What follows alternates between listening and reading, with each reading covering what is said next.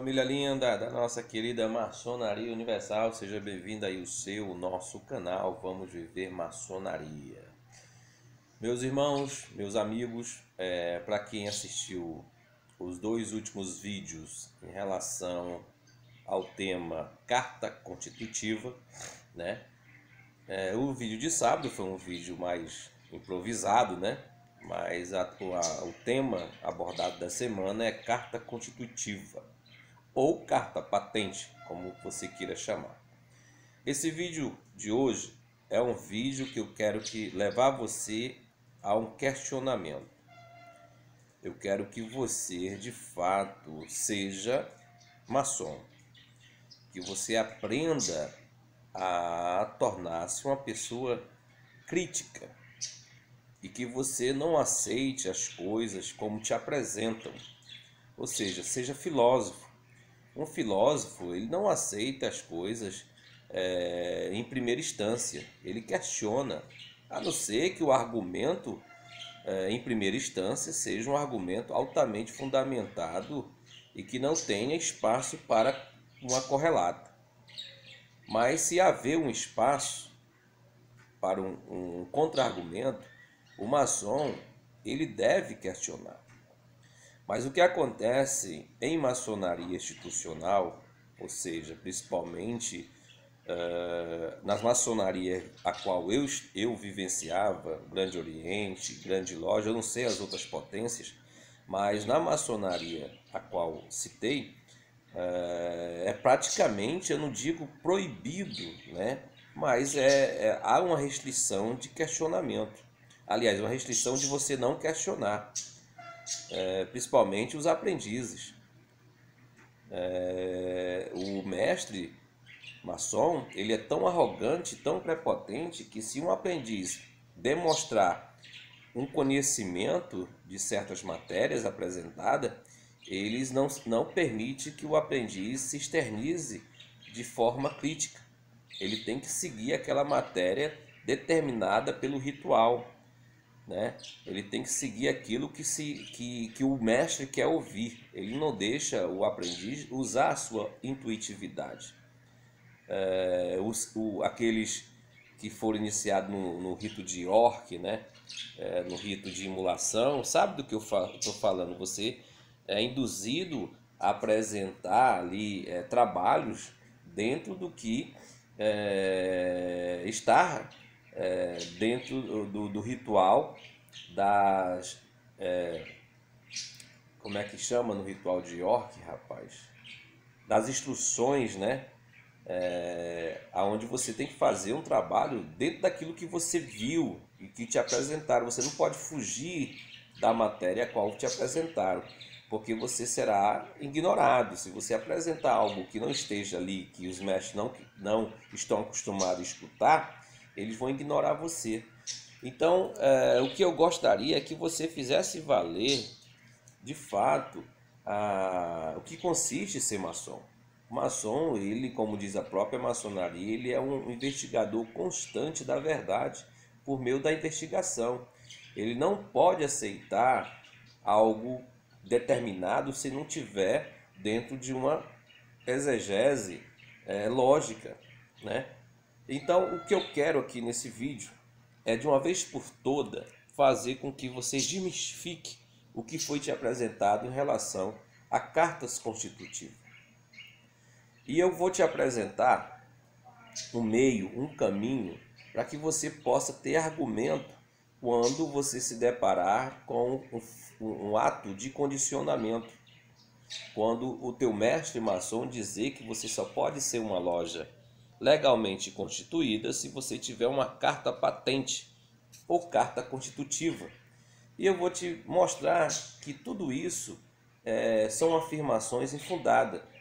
São coisas que não têm originalidade, não têm tradição iniciática. A maçonaria, ela é universal.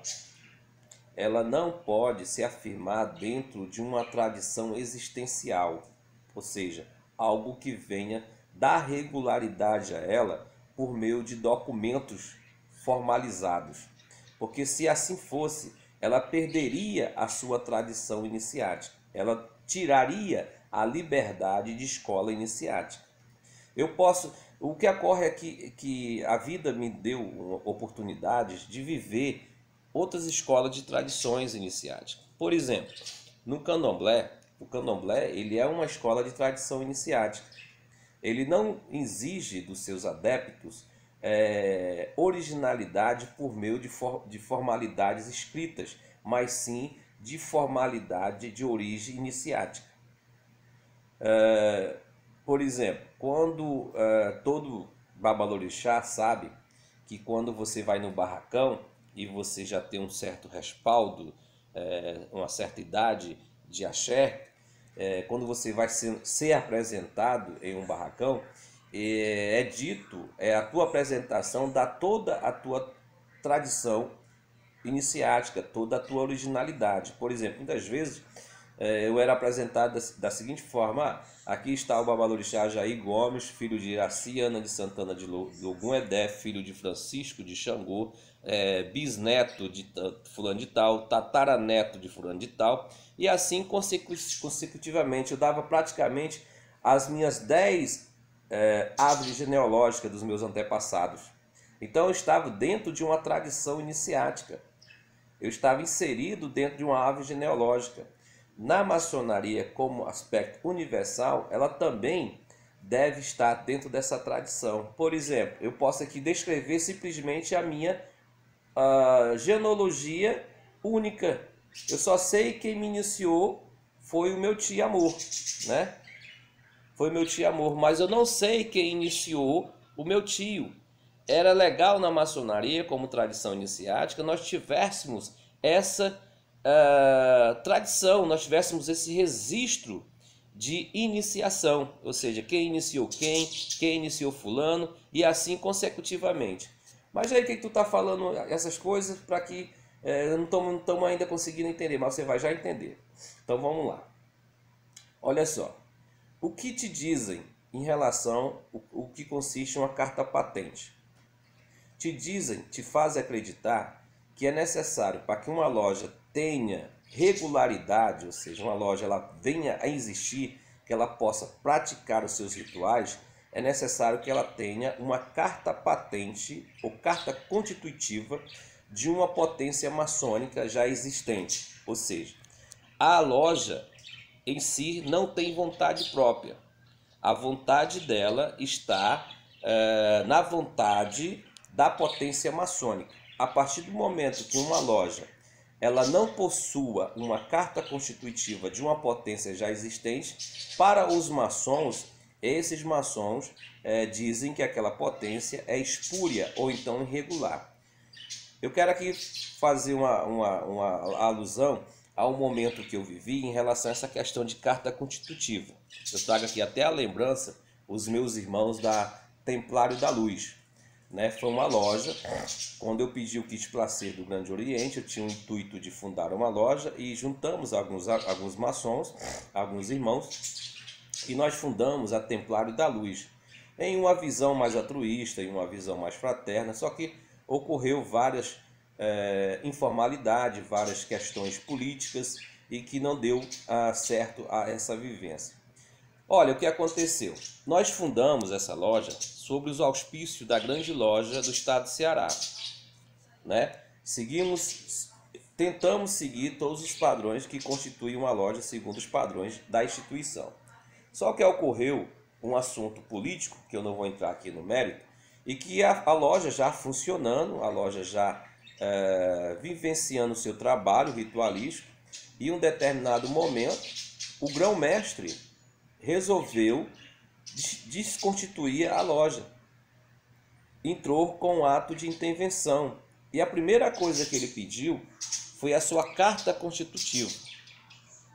E o venerável da época, na sua ignorância, achava que era necessário esse documento para que a gente pudesse continuar os nossos trabalhos. Aí foi um dos primeiros conflitos que eu tive com o autoritarismo, com a falta de conhecimento. Quando você é autoritário e quando você tem conhecimento, é legal.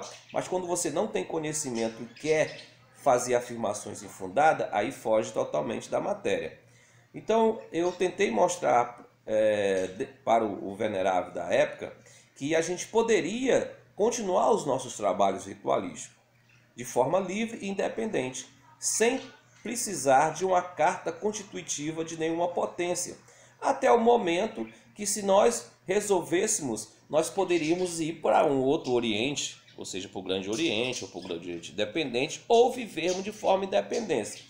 Só que aconteceu que o venerável, muito religioso, muito fundamentalista, não entendendo o que consiste de fato a maçonaria de forma tradicional, não permitiu que os irmãos se reunissem, né? Se os irmãos não se aglomerassem como loja, ou seja, não tivesse os seus rituais. E aí o que aconteceu é que a loja teve que ir para um outro Oriente, pegar uma outra carta constitutiva, ou seja, do Grande Oriente do Brasil, e aí passar por todo um processo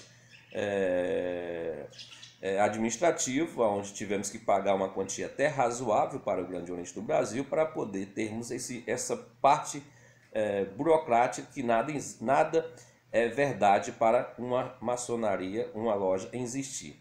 O que faz uma loja existir, como eu já falei no primeiro e no segundo vídeo, é a sua diretoria, que na sua essência já é uma carta constitutiva, ou seja, o seu venerável, o seu primeiro e segundo vigilante. Mas como você pode querer exigir do outro se você não tem uma verdade? Você não nasce dentro de uma verdade. Você não nasce dentro de uma originalidade. Como é que você quer que o outro que vem depois de você viva dentro desse condicionamento se você não viveu? Só podemos fazer, ou seja, querer do outro se nós temos e que nós vivenciamos. Como é que eu posso hoje fazer com que uma loja ela só possa vir existir segundo os meus direitos se eu não vivenciei esse direito ao outro? Ou seja, ninguém me submeteu a esse condicionamento. Eu nasço livre, mas o outro não pode nascer. Então eu não consigo ver liberdade, eu não consigo ver fraternidade nessa matéria. Bem, mas vamos lá, vamos questionar. Como eu acabei de apresentar para vocês, toda tradição ela exige que você nasça de uma árvore genealógica. No Evangelho segundo Mateus, que apresenta a árvore genealógica de Jesus, você vê bem claro, Mateus descreve a árvore genealógica de Jesus Cristo, mostrando que Jesus é da tribo de Davi, né, de Judá, e que ele tem originalidade, ou seja, na tribo de Judá. Ele mostra ali quem gerou fulano, ciclano e beltrano. Na maçonaria, como tradição iniciática, deverá ser desta forma. Mas isso acontece? Não, isso não acontece. Por quê? Vamos lá, vou fazer você entender. Para que tivesse, de fato, essa árvore genealógica de cartas constitutivas dando direito a uma potência maçônica a vir existir, deveria ser assim, desde o início.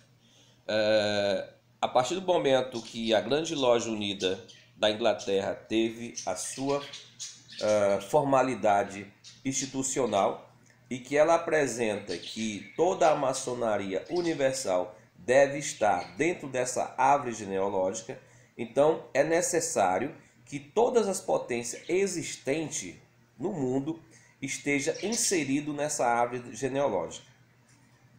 Mas aí eu não estou entendendo ainda. Por exemplo, quando a tua potência hoje que você está diz assim, olha, você só pode funcionar como loja se você tiver uma carta patente emitida por mim.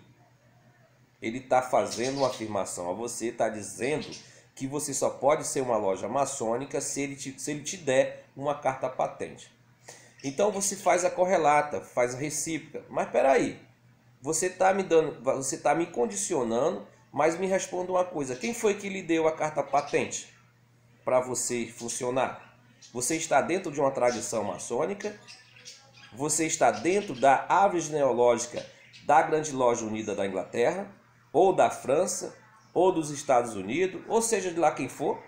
Ou você simplesmente acreditou que você agora é um absolutista e quer me deixar escravo de você? Me diga, me responda. Então deverá ser desta forma. Acompanhe meu raciocínio.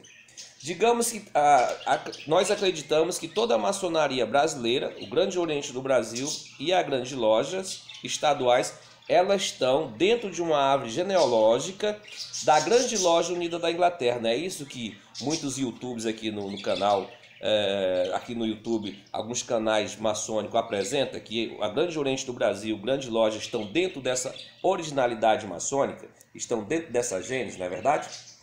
Agora você faz o seguinte questionamento: peraí, então me mostre o seguinte: já que eu tenho que ter uma carta patente omitida por uma grande loja já existente anterior a mim, então eu quero ver a tua carta patente que a grande loja omitiu para você, dando assim essa árvore genealógica.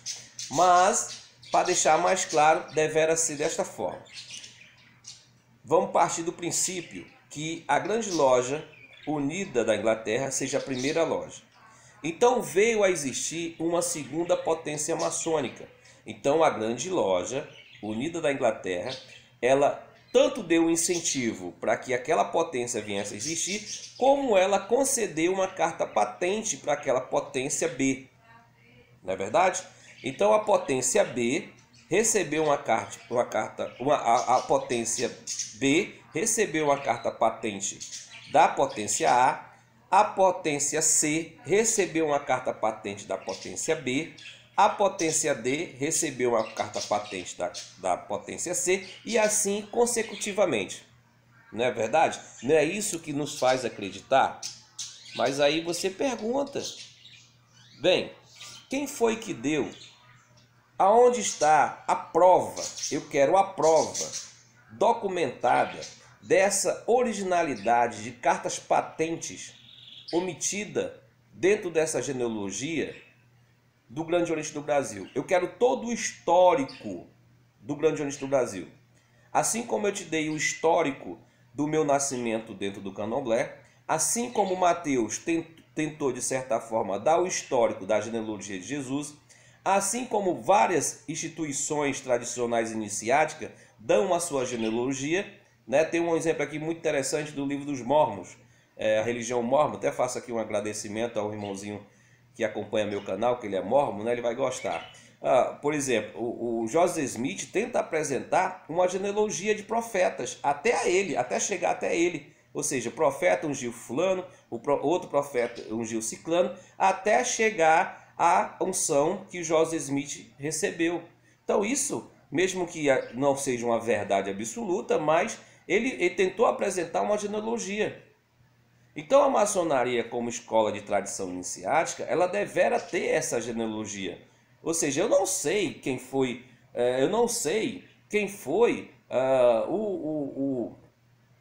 o maçom que iniciou o meu tio. Eu sei a loja que ele foi iniciado. Então a maçonaria, ela não tem patente. Logo, ela não tem carta de constitutiva ou carta patente para dar direito à maçonaria. É simples assim.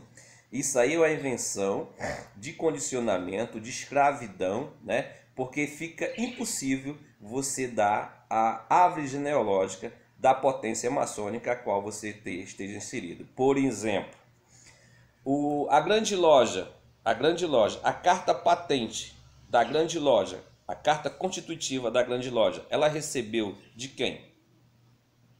Do Grande Oriente do Brasil, em 1927? Olhe nos meus olhos, você que é da grande loja.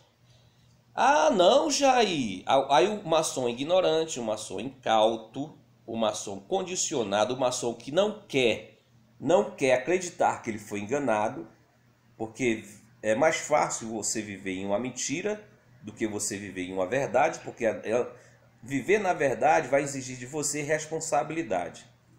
vai exigir de você defender de fato a verdade, como Jesus disse: conhecereis a verdade vai te libertar. Então, muitos maçons preferem acreditar na mentira.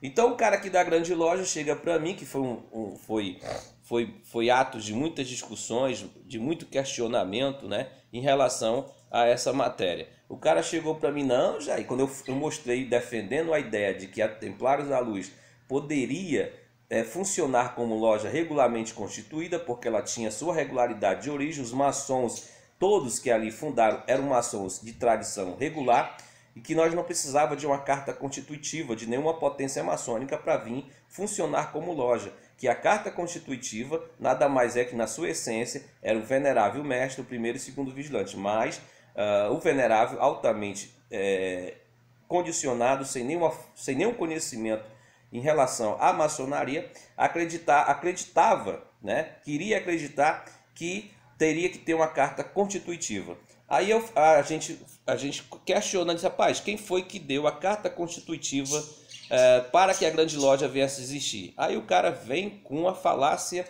uma falta de conhecimento, dizendo que quem deu direito à potência maçônica, a grande loja, existir foi um conselho filosófico. Pô, aí você falar com um maçom que está estudando maçonaria, um maçom que está estudando a originalidade da maçonaria, tanto na sua essência como na materialidade, aí você desmistifica da seguinte forma: meu irmão, segundo o quinto ponto de reconhecimento da Grande Loja Unida da Inglaterra, e que nós da Grande Loja ou do Grande Oriente estamos buscando essa originalidade, você não pode receber carta constitutiva de um conselho filosófico. Está bem claro no quinto ponto, já falei isso aqui várias vezes. O quinto ponto diz que uma potência maçônica ela é autônoma sobre os graus simbólicos. Ela não recebe carta patente de um conselho filosófico, até porque conselho filosófico não pode se dizer maçonaria simbólica. O conselho filosófico, qualquer conselho filosófico, seja ele adonamita, seja ele do rito escocês antigo e aceito, seja ele do rito brasileiro, qualquer conselho filosófico não tem tradição maçônica, não tem originalidade. Tudo é especulação e nada mais do que formalidade de uma continuidade de uma maçonaria. Na verdade, a maçonaria existe em 3 graus simbólicos. Leia e estuda a originalidade da maçonaria. Maçonaria filosófica não poderia nem dizer ser maçonaria. Na verdade, poderia ser dizer outra coisa, mas a maçonaria se resume em 3 graus simbólicos, que outrora havia só 2. Nós já falamos isso aqui N vezes. Então, os conselhos filosóficos é simplesmente uma formalidade, né? Não tem nada a ver, são 2 coisas totalmente diferentes. É o vinho e a água. Aliás, o óleo e a água não se misturam. Não se mistura. Até porque a própria grande loja aqui do estado do Ceará, no seu próprio site, ela reconhece o erro que cometeu. Eu não sei nem porquê não foi retirado ainda do site aqui da grande loja aquele cabeçalho de início, que ela diz que recebeu uma carta constitutiva de um conselho filosófico. Mas ainda bem que eles não cometem mais a ignorância de dizer que esse conselho filosófico deu regularidade. Porque dentro do próprio site, lá embaixo ele diz, abre aspas, a grande loja, reconhecendo a sua autonomia, a sua soberania sobre os graus simbólicos, né, resolve tratar o conselho filosófico do rito escocês antigo e aceito simplesmente por uma formalidade de reconhecimento, ou seja, não se submeteu mais à vontade, a direcionamento do conselho filosófico do ritual escocês antigo e aceito, ou seja, ela tira o vínculo. Então, por que não entregar a carta constitutiva, que não foi nada, não deu legalidade nenhuma? Não há formalidade de legalidade, porque a potência em si já é a legalidade.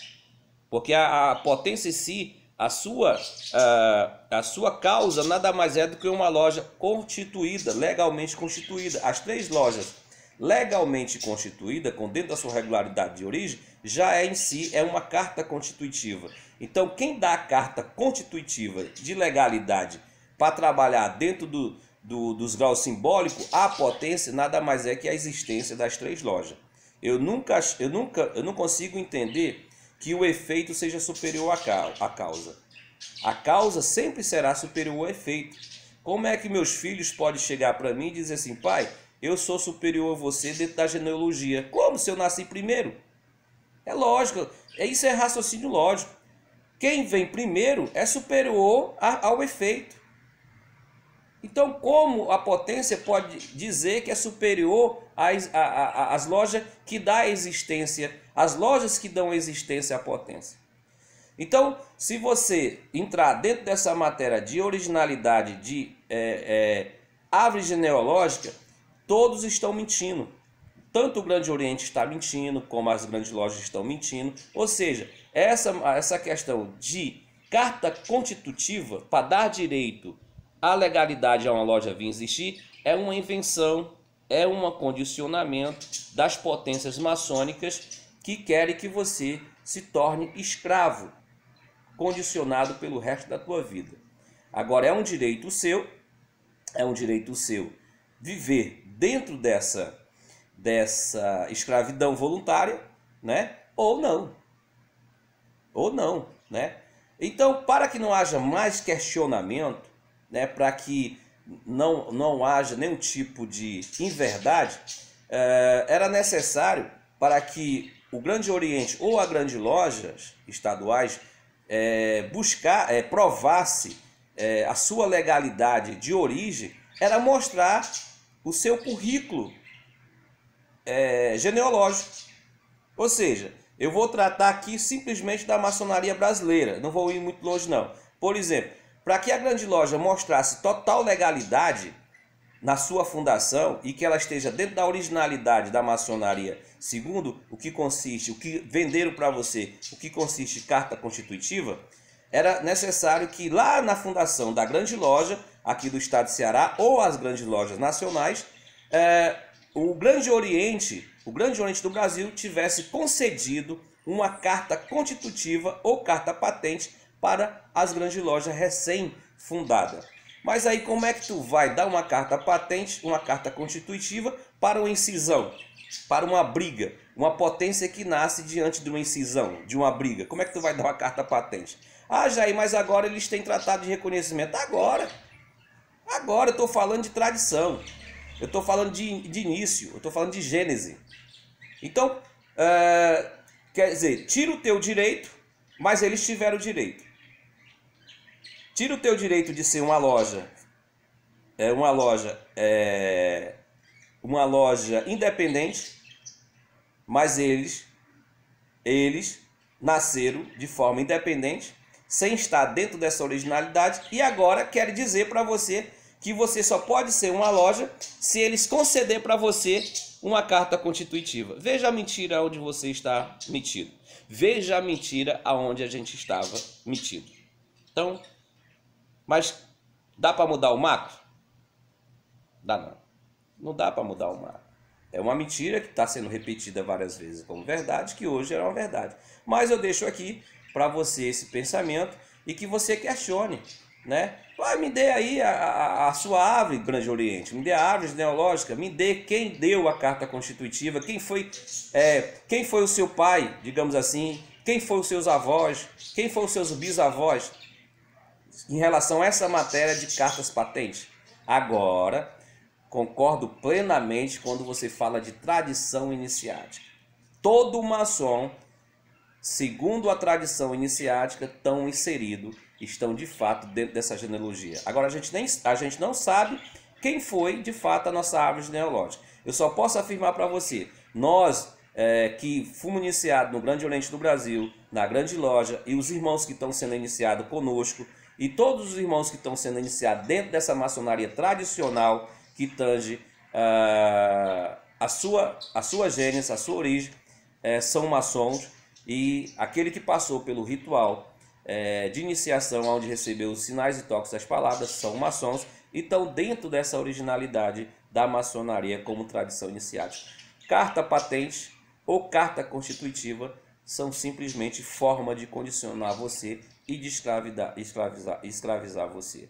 Espero aqui ter encerrado esse assunto de uma vez por toda, né? E aí que você fique à vontade, se você quer viver dessa forma, seja feliz, mas eu, particularmente, quando comecei a estudar e descobri que eu fui enganado, nada mais justo do que eu viver a liberdade. Conhecereis a verdade vos libertará. Te amo sem te conhecer.